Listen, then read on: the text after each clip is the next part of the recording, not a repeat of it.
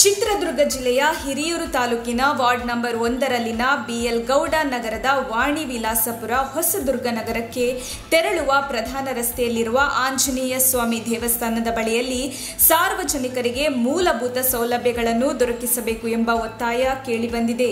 ಈ ದೇವಸ್ಥಾನಕ್ಕೆ ಬರುವಂತಹ ಆಂಜನೇಯ ಸ್ವಾಮಿ ಭಕ್ತರಿಗೆ ಇಲ್ಲಿ ಕೈಕಾಲು ಮುಖ ತೊಳೆಯಲು ಕೂಡ ಯಾವುದೇ ವ್ಯವಸ್ಥೆಗಳಿಲ್ಲ.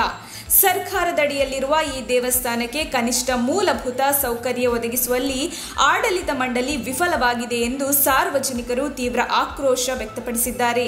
ಇಲ್ಲಿ ಕುಡಿಯುವ ನೀರಿನ ಟ್ಯಾಂಕ್ ಇದೆ, ಆದರೆ ಇದು ಬಳಸಲು ಯೋಗ್ಯವಾಗಿಲ್ಲ. ಈ ಪ್ರದೇಶದಲ್ಲಿ ಕೊಳಚೆ ನೀರಿದ್ದು ಹಂದಿಗಳ ವಾಸಸ್ಥಳವಾಗಿ ದುರ್ವಾಸನೆಯಿಂದ ಕೂಡಿದೆ. ಇಲ್ಲಿ ಜನರು ಮೂಗು ಮುಚ್ಚಿಕೊಂಡು ಹೋಗುವಂತಾಗಿದೆ ಎಂದು ಸಾರ್ವಜನಿಕರು ಸರ್ಕಾರದ ವಿರುದ್ಧ ಬೇಸರ ವ್ಯಕ್ತಪಡಿಸಿದ್ದಾರೆ. ಸಾರ್ವಜನಿಕ ಸ್ಥಳದಲ್ಲಿ ಕುಡಿಯುವ ನೀರಿಗೆ ಸೂಕ್ತವಾದ ವ್ಯವಸ್ಥೆಯನ್ನು ಸರ್ಕಾರ ಕಲ್ಪಿಸಬೇಕು.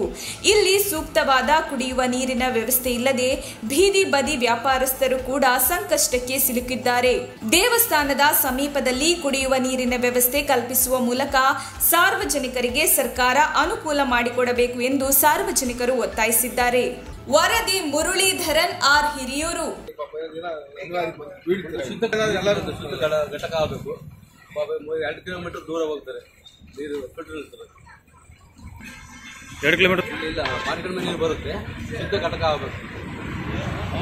ನಮ್ಮ ಫಿಲ್ಟ್ರ್ ಎಲ್ಲ ಇವಾಗ ಟಿ ವಿ ಸರ್ಕಲ್ ಹೋಗಿ ನಾವು ಮನೆ ಅಂತ ಯಾರು ಇದೆಯಲ್ಲ ಅಲ್ಲಿಂದಲೇ ನೀರು ತರಬೇಕು. ನಾವೀಗ filter first of all filter ಇಲ್ಲದು ಒಂದು ಶೌಚಾಲಯ ಮಾಡ್ತೀವಿ. ಈಗ ಟೂರಿಸ್ಟ್ ಅಷ್ಟೇ ಕಾರ್ಯಕ್ರಮ ನಿಯರ್ 18 ಒಂದು ಶೌಚಾಲಯ ಇಲ್ಲ. ಒಂದು ಹೆಣ್ಮಕ್ಳು ನನ್ನ ಮಕ್ಕಳು ಭಾರಿ ಪ್ರಾಬ್ಲಮ್ ಪಡ್ತಿದ್ದಾರೆ. ಸಿಕ್ಕಾಪಟ್ಟೆ ಇದೆ. ಯಾರಿಗೆ ಇದೆ ಅಂದರೆ ವಿಚಿತ್ರ ಇದೆ. ಹಂದಿಗಳು ಕಾಟ ವಿಚಿತ್ರ ಇದೆ. ಭಾಳ ಹಂದಿಗಳು ಕಾಟ, ಇದನ್ನು ಕಾಟ ಇದೆ. ಪಲ್ಲವ ಮಹೇಶ್ ಪಲ್ಲವ ಬಂದರು, ಅವರೆಲ್ಲ ಹಂದಿ ಹಿಡಿಸಿದ್ರು.